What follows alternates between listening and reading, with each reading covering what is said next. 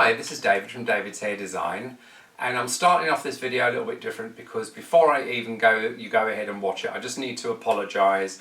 I deleted the first section of the video by mistake while in editing, so I'm going to do this bit as an introduction and then I'll let you know what's going on after that.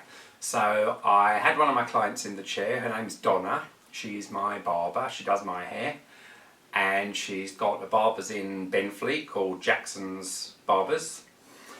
And this, unfortunately, this is all I've got. Fortunately, I took a photograph and I did manage to print it off, but that is what her hair looked like before we did the colour process and the cutting, because this video is a complete colour correction. Her hair was very long past her shoulders, and from a build-up of tint, I think she said she used the Weller colours, the professional Weller ones, not the box colours from the supermarket, but it has been build up because she just does like most people do at home, puts it on, takes it straight through, leaves it full time, rinses it off, so you've got that big build up down here on the ends.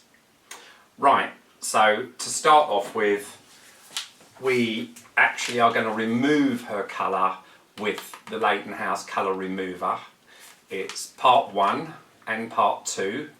All you do is fold the pack in half, cut along the top line and squeeze both upside down into a bowl until the sachets are completely empty. Then give it a good stir for at least 1 to 2 minutes to make sure it is fully mixed. So when the video picks up after this little bit, I'll explain more on the colour that we're doing and that we did using the Leyton House Couture Silk colours. This is the colour chart. So I'm going to say goodbye for now, and I hope you enjoy watching the rest of the video. Right, we've cut Donna's hair. I actually went and clipped it up by mistake, so we've taken quite a lot off. We've got the left side slightly longer. Cutting wise, once we've actually finished the complete colour and everything else, blow dried it, we're then going to reassess. We might want to go a bit shorter at the back. We'll reassess it then. So now what I'm going to do is I'm going to use the, like I said before, the Infinite Silk colour remover by Leyton House. That's not phase 1 and phase 2. Like I said, just squeeze them together, cut the top off, squeeze them both in a bowl, and give it a really good mix for 2 to 3 minutes at least, so that it all mixes together properly.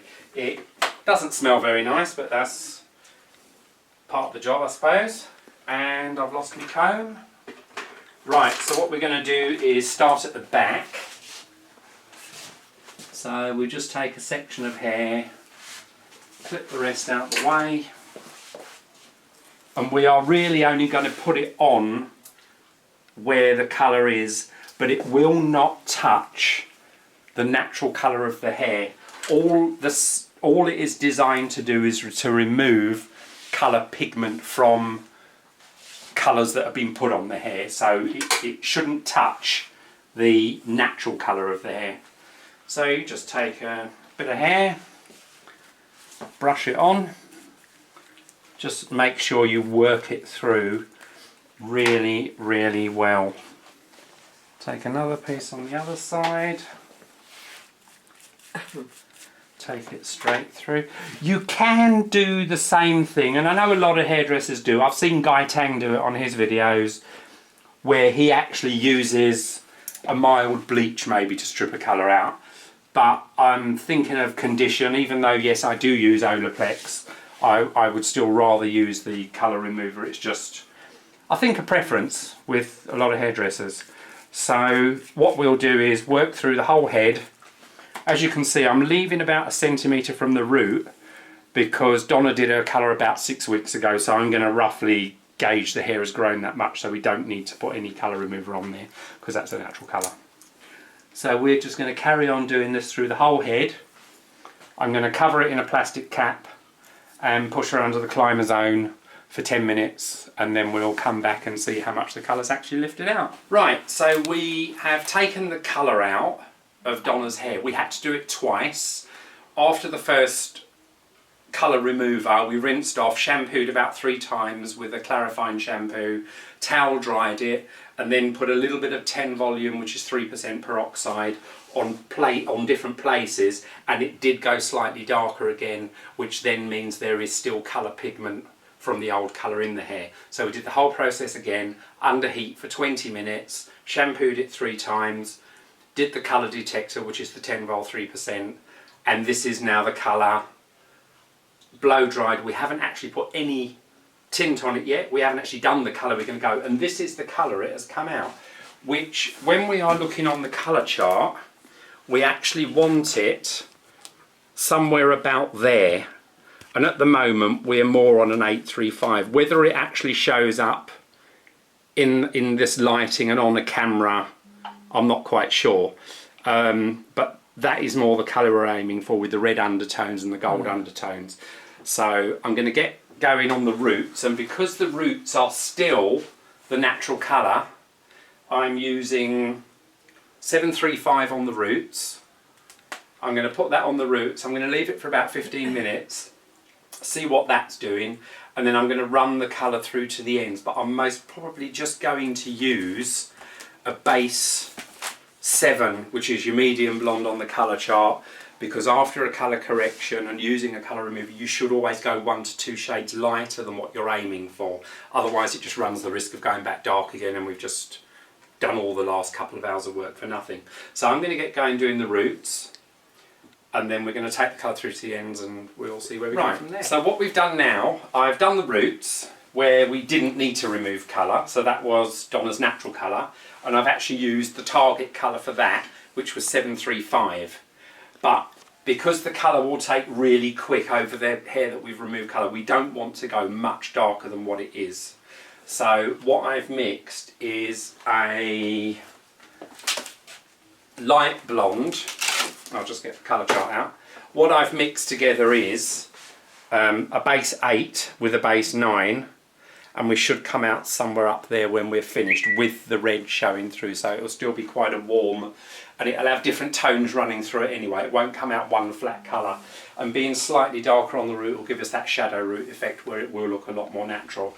So what I'm actually going to do now is get a comb, and I am going to slightly comb that colour through so that it stretches the root out a little bit, and we don't get a dead straight line where the colour stopped. It will sort of stagger in a bit more, and then it will look even more natural. As natural as what fake colour can look, if you catch my drift. Right. So once we've combed that through,